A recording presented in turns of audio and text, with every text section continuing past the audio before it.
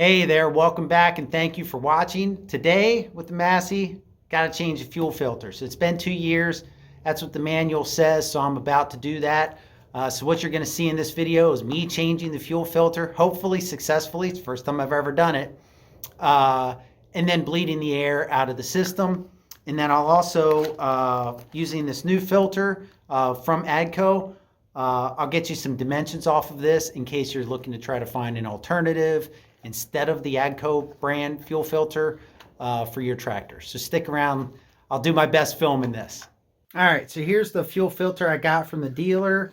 I think there might be alternate part numbers listed on the Facebook page. So if there are, I'll put that information in the video right now in case you just want to jump to that. But if you want to get some more details, got the old calipers here. And yeah, let's measure this thing. The overall length and counting that nipple, that bump there on that side, 69.5. And then not counting it is 66.36 millimeters. We'll go diameter here is 35.14. Then last up, we'll go inside diameter, and we're at 11.53, 54. So that's the dimensions of this filter. If you want to go with the AGCO, and I'll count the pleats here and let you know how many pleats are in it. And that's what you're looking for if you're looking for a replacement filter. 32 pleats, just counted them. And a quick aside, before I get over here and back to business, you can jump ahead if you're not interested, but I just want to thank everyone who's watching this video and who's watched all my other videos. I just passed 1,000 subscribers a little while ago, and I just can't believe that many people subscribe to my channel. And I'm just very grateful and very appreciative that people watch and comment, and I've learned things through the comments, others have, and it's just been amazing. I think it's really, really awesome, and thank you so much. I have turned on monetization on the channel, but remember, YouTube's already done that to a bunch of my videos. So all I'm doing is getting something out of it. And I do have a level of control over how many ads are in the videos. So I'm trying to make that minimal. So hopefully that works well. If you go to a video and you're like, oh my gosh, way too many ads, make a comment, complain. I'll tone that back, because that is not my intention to make this nothing but just a bunch of ads you got to set through. Okay, so that's it. Just again, thank you. And let's get back to the topic of getting this fuel filter changed. Okay, so I'll try to get a decent shot here of the fuel filter. That really doesn't look that bad. There's maybe a little bit of sediment in the bottom, but not bad at all. So the basic steps here are in the manual, and I'll paste that in.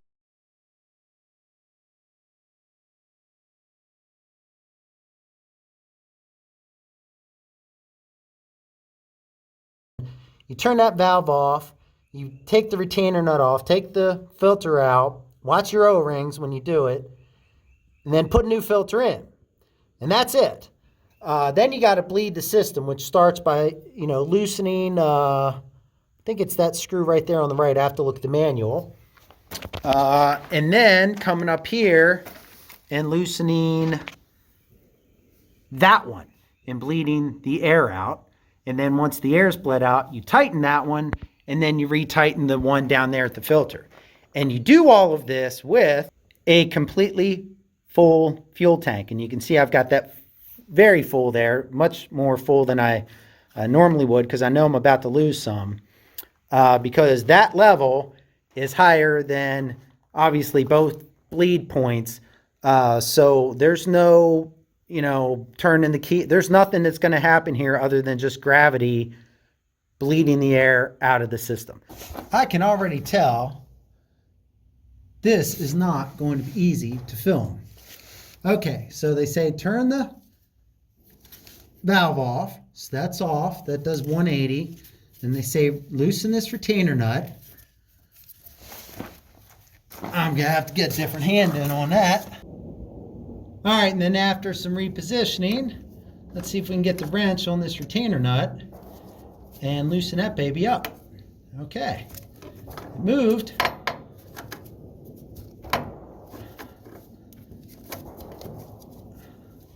Well, gun range is active today. It's a nice day to be out. It's a little cool, but not terrible. Okay, that should be loose now. Yep, loose enough to get by hand. Let's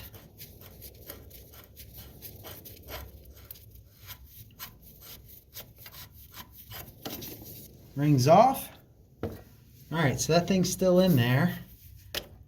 There comes the diesel. Okay, so diesel's out, and we'll set that down in there. And then we'll pull the fuel filter off.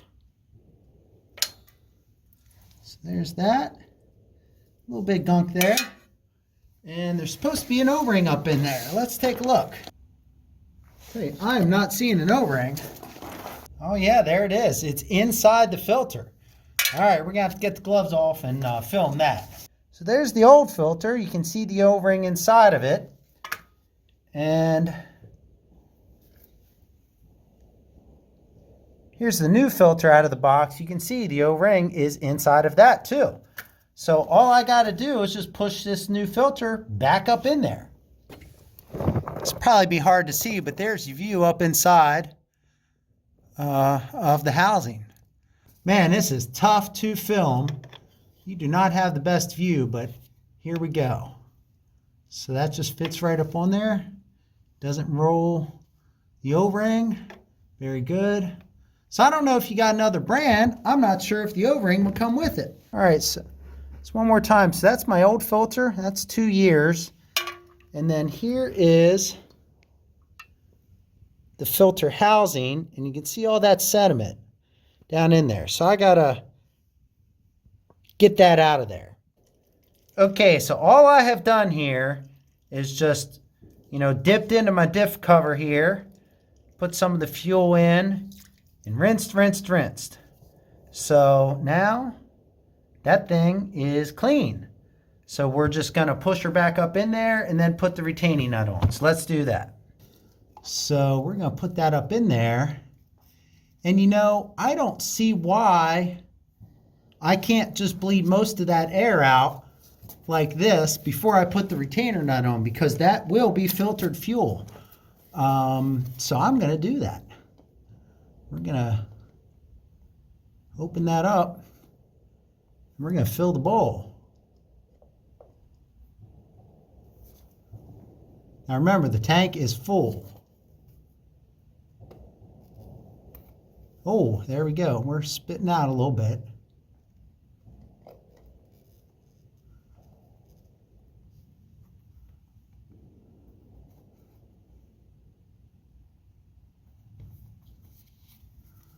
Okay, so we are filling.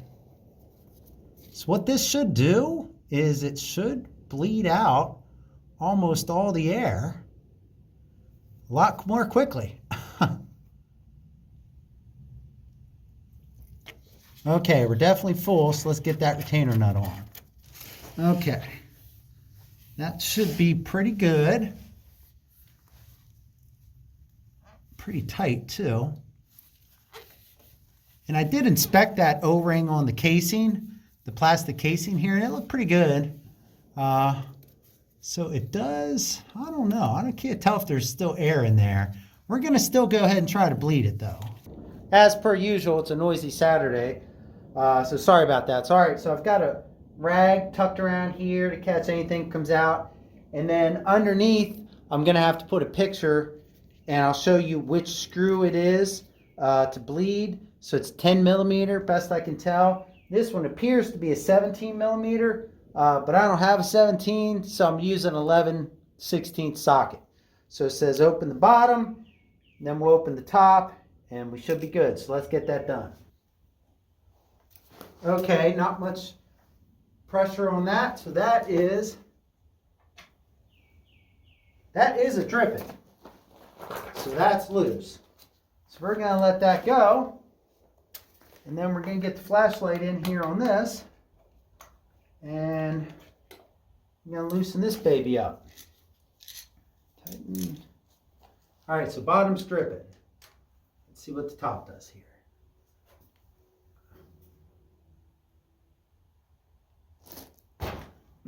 That had a little more oomph required to get that baby loose. So let's tuck this rag way down in there. I do not want to. Okay, so that is dripping. That is dripping.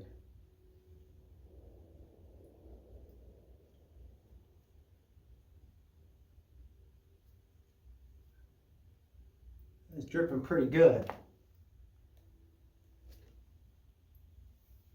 And we're dripping there.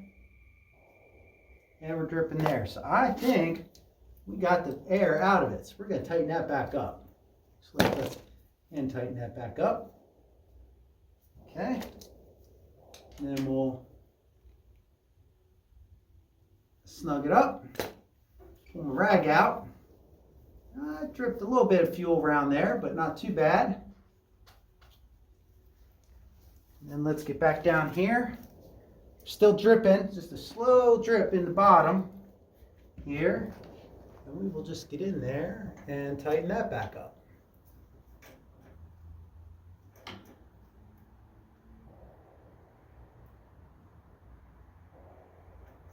Okay. So I still got a little bit of a drip, but I think that's just, yep, there. It's slowing down. Now I do want to make sure it's dry, so I'm going to take a Q-tip and like totally dry it, and then I'll be able to tell if there's any dripping. So I'm just going to get in here, sop everything up that I see.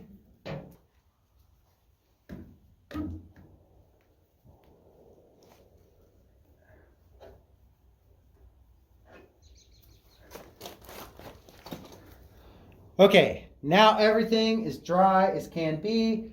We're going to give it about a half an hour and fuel switches on, and we're going to make sure nothing's dripping. All right, here we are about 30 minutes later, and I'm not seeing anything there. Looks pretty good. And then down here, this is really hard to get the camera in there. But there she is. I don't see anything. So we're going to start her up, and hopefully that does it. All right, so that's it. I'm going to run it around. I'm not going to show you that in the video unless something goes wrong.